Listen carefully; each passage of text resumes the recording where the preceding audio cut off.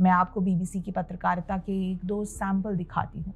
15 अप्रैल 1923 को अतीक अहमद और उसके भाई को 3 हमलावरों ने गोली मारकर हत्या कर दी थी।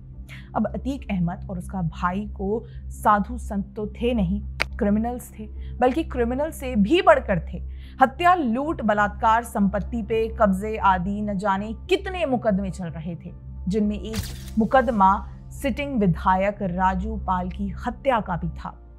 उस गुंडे अतीक को गोली मारे जाने पे बीबीसी की खबर की हेडलाइन थी, Atiq Ahmed former Indian MP and brother shot dead live on TV. अब कोई इसे पढ़ेगा तो उसे क्या लगेगा? इस खबर में 3 चीजें थी। पहला, अतीक को क्रिमिनल नहीं लॉ मेकर पोर्ट्रे करना, कि जैसे दुनिया को ये ना पता चले कि वो कितना बड़ा लॉ ब्रेकर था।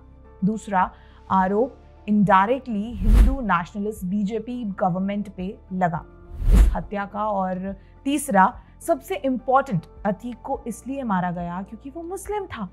ऐसे ही आप सबको याद होगा 16 दिसंबर 2012 को एक लड़की का दिल्ली में गैंगरेप हुआ था। निर्भया केस नाम से हम सब जानते हैं इस केस के बारे में। पुलिस ने सभी आरोपियों को गिरफ्तार कर लिया, जिनमें 4 को फांसी की सजा हुई और 2020 में फांसी दे दी गई। एक एक्यूज्ड ने जेल में ही आत्महत्या कर ली थी। जानते हैं बीबीसी वालों ने इस दुर्भाग्यपूर्ण घटना पे क्या प्रोपेगेंडा किया?